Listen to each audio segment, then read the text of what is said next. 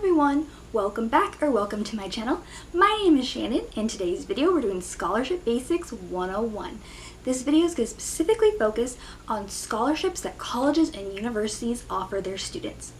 Whether you're a parent of a current or future college student, a loved one, or a future or current college student yourself, stay tuned in this video to learn all about basics of scholarships that colleges offer students. A quick background about me before we begin. I've worked at colleges and universities for over 12 years. My roles have specifically been in residence life, so working within the dorms and supporting students that way, supporting students through the scholarship side of financial aid, and on the back end, working with our donors to create and maintain scholarships for students. All the information I'm going to give you in my video are based on my own experiences and my own beliefs. I do not speak for one specific college or university. I am here to give you all the general tips to get you started in the right direction, but I always recommend that you check out the website for your specific college financial aid office to get information about the scholarships that they offer their students. Now let's jump into the basics. For this Scholarship Basics 101, I'm going to talk you through the top 7 most common questions that I've been asked throughout my experience. Alright, let's jump in. Question number 1, what is a scholarship? A scholarship is college financial aid that can be used to pay tuition, fees, and other college expenses. The benefit of a scholarship is it is 100% free money and at no point has to be paid back by the student. Now, scholarships can be funded by the college itself, so it's money set aside by the college or university to award to students, or it can be money that is donated by alumni, donor companies, and other individuals who want to see students succeed. So question number 2, how does a student get awarded a scholarship? Most scholarships, but not all scholarships, require your student completing some type of scholarship application.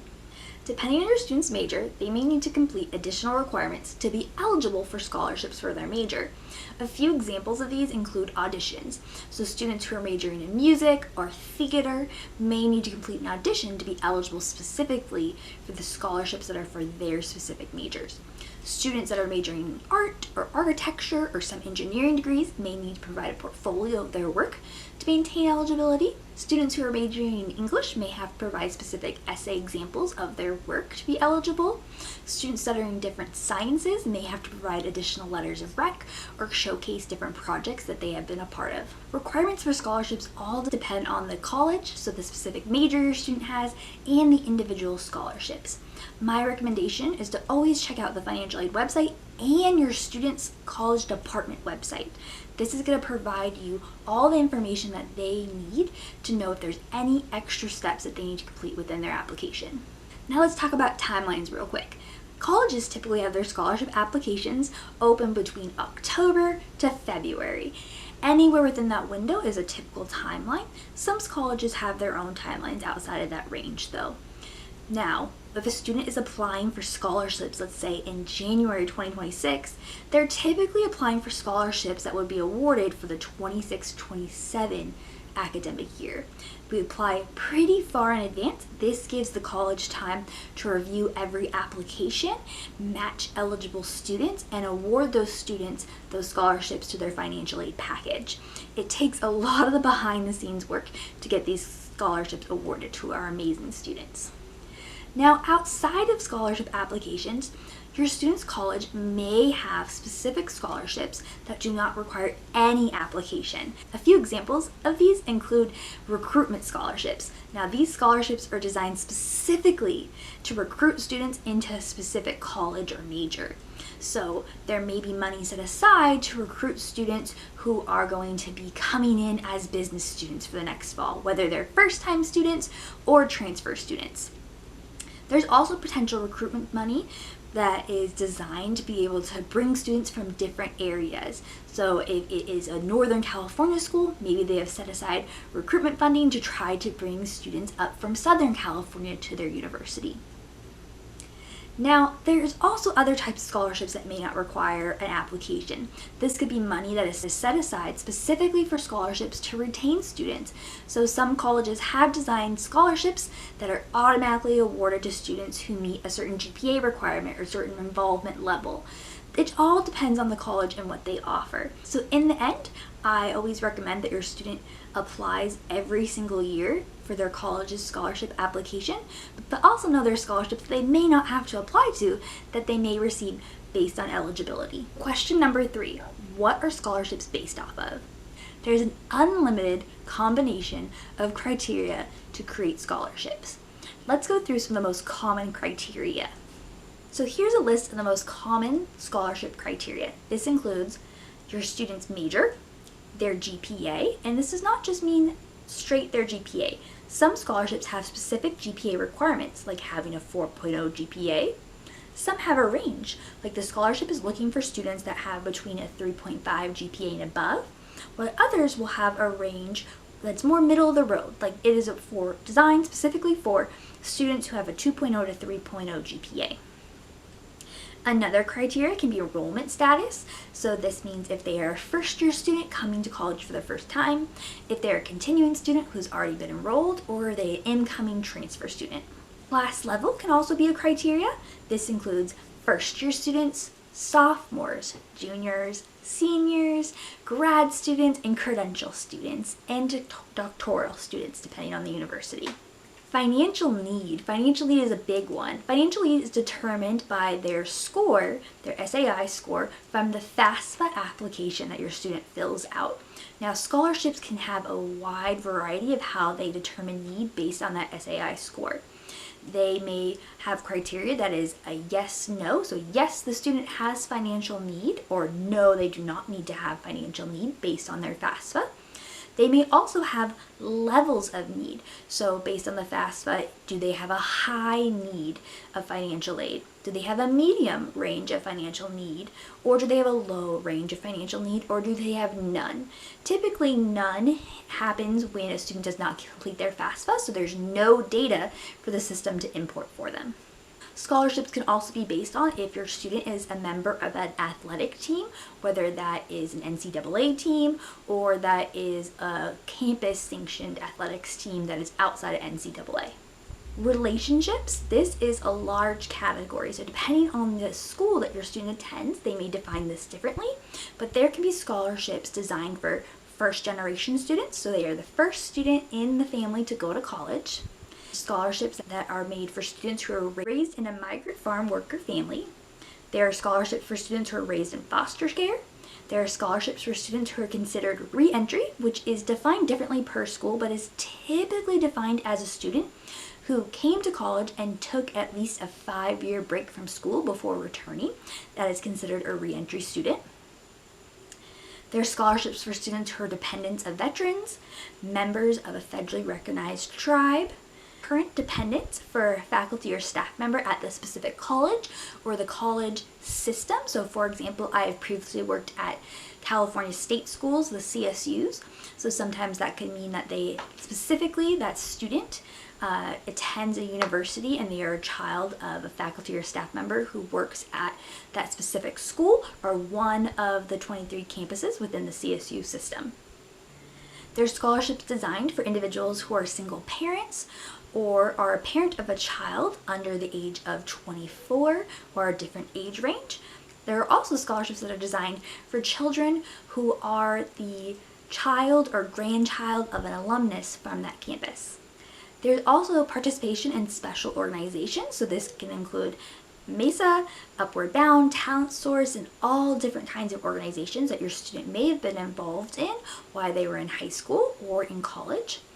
There's scholarships that are based on their future career interests, so maybe they want to specifically work in regenerative agriculture or specifically work in accounting.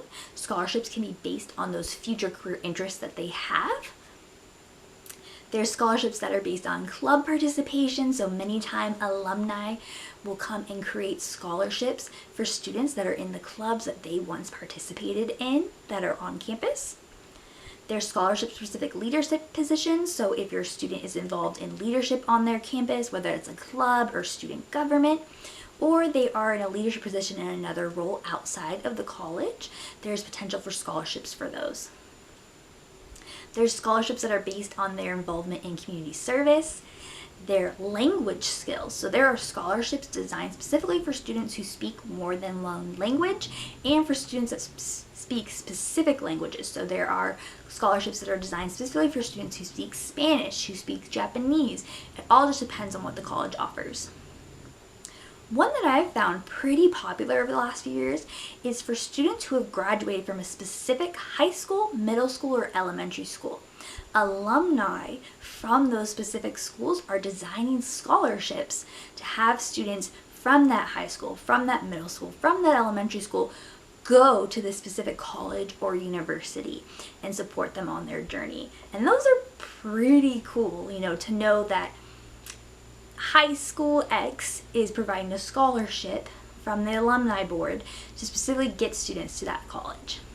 There's also scholarships for geographic region, so this means that your student either grew up or graduated from a high school or community college within a specific county or a specific city. There's also scholarships that are designed for interest in study abroad or programs that would take the student outside of the college or university while getting their degree. And then we've also seen a trend in donors providing scholarships for students who are working while in school. They are recognizing the toll that takes on students to work while earning their degree, and so they want to help them out. This is just a short list, if I'm being honest, of scholarship criteria. It could be endless. It all depends on the donor, the state and federal regulations. There's endless possibilities, but these are ones that make up the most common combinations that I've seen. The question number 4, can a scholarship be renewable for more than 1 year?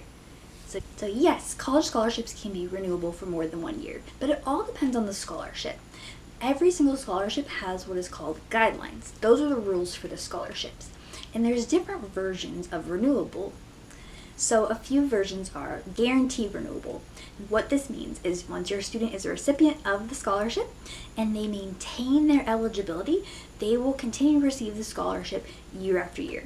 Now, depending on the scholarship's guidelines, it'll have a maximum of how many years the scholarship can be awarded to your student, and it will also provide the requirements your student must meet to maintain that scholarship. If your student received a scholarship, there could be the potential of it being renewable. Now, this is a potential renewability.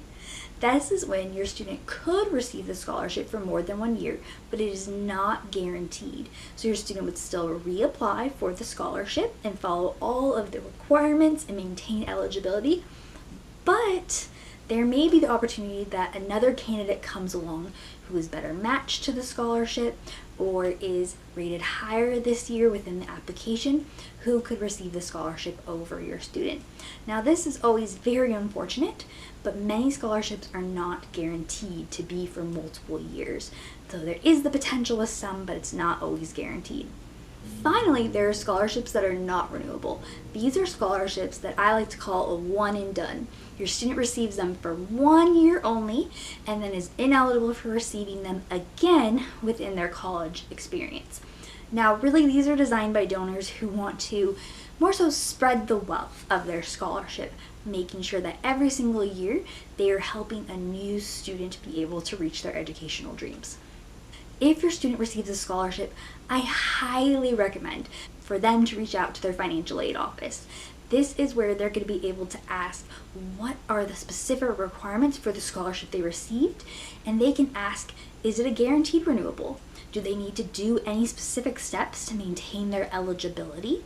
Is it a potential renewable of they may be eligible next year for it if they continue to meet the requirements, but they may not receive it?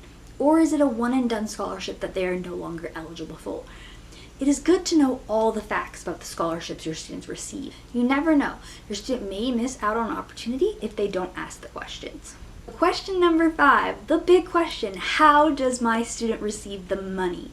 Scholarships that are awarded by your student's college or university are all going to be applied to their financial aid package. Now, this is packaged together with any aid they receive through completing their FAFSA, so all grants, loans, financial work study, anything that is coming from completing their FAFSA application and being awarded to them, scholarships will join that pile of funding. Now, scholarships, just like other aid, are first applied to any tuition, fees, or other outstanding payments your student has to their college or university. Like if they're living on campus, many times those fees are taken out the same way as tuition and fees are. Once all of that funding is done, they take the total of the aid your student received minus everything they owe the university, and then whatever is left over is considered a refund. Now, this is what is then provided back to your student, typically through direct deposit if your student signs up, to be able to pay for those outside college expenses that are not directly at the college. So that is paying for books, it's paying for notebooks, it's paying for a laptop maybe being used to rent, or food. That is that extra funding that they receive for everything else that comes along with being a college student. If your student attends a college that is based on semesters, so there's a fall and spring semester, their overall aid is divided in half. So 50% of their aid is used for fall semester and 50% is used for spring semester. So for example, if your student receives $20,000 in financial aid, that is $10,000 that is used for fall semester and $10,000 that's used for spring semester. So let's just talk about fall. Fall aid, they have $10,000. And let's just say that tuition is $8,000 even. Once that tuition is paid to the college, $2,000 would then come back to your student to use for all their other expenses. So rent, books, laptops, notebooks, any other college related expenses that they have. The remaining $10,000 will happen in the spring. So once again, that $10,000 of spring aid will minus out tuition and will be left with the remainder, the $2,000 for your students to use for spring semester. It's a pretty similar process if your student goes to a school that is on quarter systems.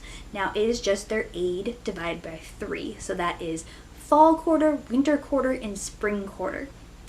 So let's say, to make the numbers really easy, if your student received $9,000 in financial aid, it would be $3,000 that they'd be able to use in the fall, $3,000 for winter, and $3,000 for spring.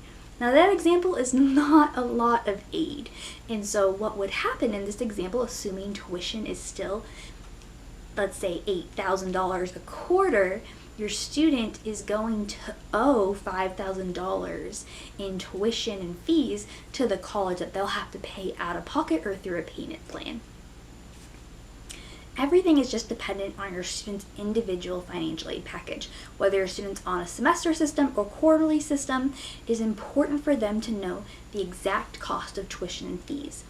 Also, depending on your student's major or classes they're enrolled in, there sometimes are extra institutional fees or classroom fees that are added on that may increase their generalized tuition and fee payment that they're used to paying. So let's say they take an extra class that has a special fee in spring semester. They may receive back less of that refund than they did in the fall because their cost to the institution is higher in the spring. Now, I recommend that your student checks out their financial aid website and learns how to enroll in direct deposit. If your student does not enroll in direct deposit with their university, that refund check gets mailed to the address on file. Now, depending on if your student updated their address or not, that may be their local address to the college, or it may be a check being mailed all the way back home to home base, what they put on their actual college application. Direct deposit is going to be the smoothest, easiest process for everyone, so I recommend they check out how to enroll on their financial aid website. Question number 6, can my student lose their scholarship mid-year? The answer is unfortunately yes. Students can lose their scholarship throughout the academic year for various reasons. I'm going to talk you through the top reasons they may lose their scholarship. The number one reason I saw the most in my time working with scholarships and students is switching their major. If your student's scholarship is based specifically on their major and they switch to something completely different, they're no longer going to be eligible for their scholarship. Many times I would see this where I had students, let's say, who were an ag student when they received their scholarship, and it was a scholarship designed specifically for ag majors, and then by spring they have switched their major to business. They're no longer eligible for that scholarship. What happens then is your student loses that scholarship and it's awarded to the next student in line. So the funding is still provided to students in need, but only students who are eligible for that scholarship. If your student is at any point thinking about switching their major and they had any scholarships, I recommend that they go talk to their financial aid office and make sure that those scholarships are not tied to their major. If they are tied to their major and they're switching to something that is still within the same college, there may be some wiggle room. Let's say if they are moving from accounting to finance. Depending on the scholarship, there may be some wiggle room. It is best to ask and find out what the possibilities are. But it's also best to know that if it is not a possibility to keep the scholarship, to know as soon as you and your student can to be able to best financially prepare. The second most common issue I saw was students not maintaining their GPA requirement. So for example, if the scholarship requires your student to have a 3.0 GPA and they do not meet that requirement, whether that's their semester GPA or their cumulative GPA, their quarterly GPA, depending on how the scholarship for your student's college is designed, they may lose out on the scholarship. Sometime depending on the scholarship, there is a buffer zone. Some scholarships are designed to where they will put you on probation in a sense. So let's say your student got a 2.9 GPA instead of a 3.0 GPA. There may be a probation wiggle room to where your student can still keep the scholarship because they were super close, but not all scholarships are designed to provide that wiggle room. So maintaining the GPA requirement is very important. If your student's having a rough semester and they already know, let's say by November, they're not going to meet the GPA requirement for their scholarship, it's best to reach out to financial aid as soon as they can to see what help they can get. Is there any wiggle room? Can they ask for an exception? Can they put in an appeal to be able to keep their scholarship? Can they be pointed in the right direction to other resources on campus that may be able to help them pull up their grades for the end of the semester to keep that scholarship? Knowing the options is better than not knowing. The third most common thing I saw for students losing their scholarship was not maintaining their credit hour requirements. So depending on the scholarship, there may be a credit hour or a unit requirement. So at many schools, 12 units is considered full-time, and many scholarships require full-time enrollment. If your student drops below that full-time enrollment, they potentially could lose their scholarship. Once again, just like with GPA, if your student knows they're going to be taking less units, it's best for them to go ask their financial aid department those questions to see if there's wiggle room. This also was very common with students who were taking less units their last semester of college. Let's say in fall they took 12, they were full-time enrolled, but in the spring they only have 6 units left that they need to take to graduate, and there's no reason for them to take more. Sometimes the financial aid office is able to work with other campus partners and donors to make exceptions as the student is graduating and there is no reason for them to take more units. It's not always possible, but you won't know unless you ask. And many offices are trying to lean towards supporting the students not taking unnecessary classes and will rally behind the students to try to get that exception made whenever possible. Now, the final reason I saw students losing scholarships were from academic dishonesty or disciplinary issues. And this boils down to the behavior you should not do while in school. So academic dishonesty, a student was caught cheating, they were caught severely plagiarizing something to the point where the college was putting them on some sort of probation or, hey, you were on thin ice. Disciplinary wise, the same thing. And I'm not talking about your student got caught drinking alcohol in the dorms, they, got a little intoxicated, they smoked some marijuana. I'm talking about the bigger things, the assault things, the breaking things, the things that the police get involved in. If your student is not a good image for the university, depending on the college or university, there may be a clause for scholarships where they are not representing the university well, that they could potentially lose their scholarship. These are all very tough and hard things, and your student will know if they have done something big enough to warrant potentially losing a scholarship. Those are the big things that they hopefully call home and get support on.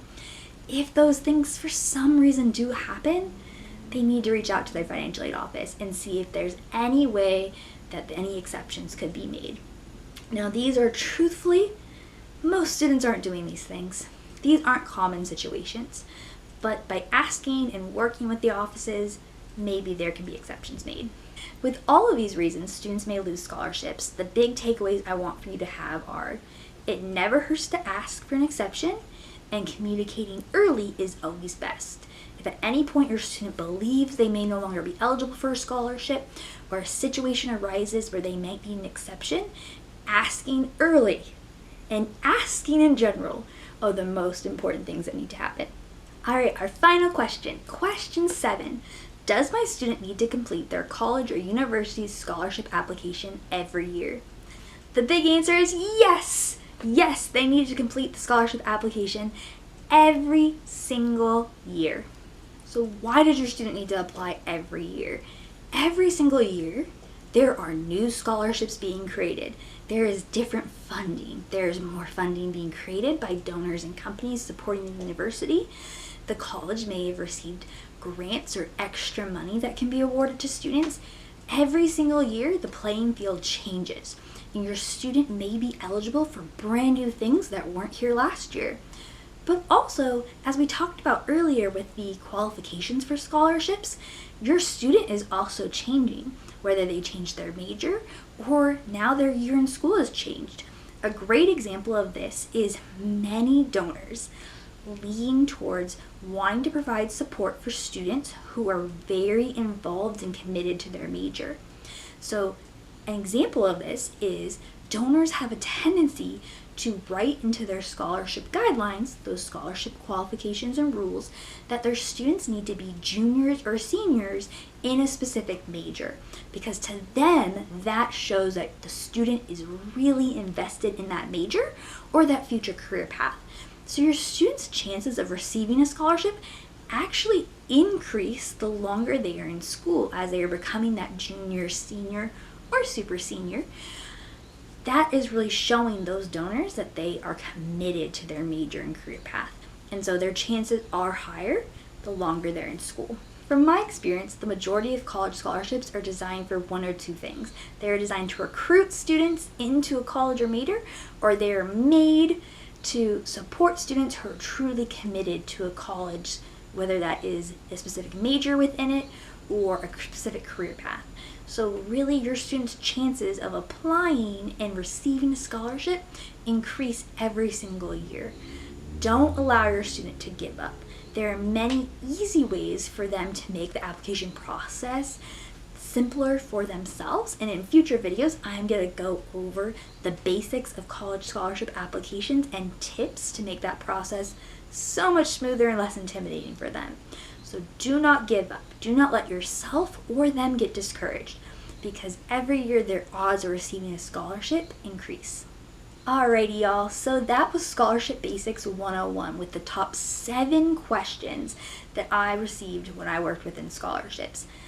All of this information is generalized, like I have said before. For specific details, you and your student need to be checking out their specific college or university's financial aid website. Please, if you want more information though, and more tips and tricks on completing scholarship applications, tips and tricks on getting jobs while in college, or general college and dorm advice, please subscribe to my channel. You can also follow me on Instagram, Facebook, and TikTok. Every week I'm going to provide videos and tips and tricks on how to make the college process easier, whether that's for you as a parent to support your student or for your student. If you have any questions, please feel free to put them in the chat below, and I will do my best to respond to comments there, but also provide answers in future videos. I am here to be your resource. Let me know how I can help. I hope you have a wonderful day.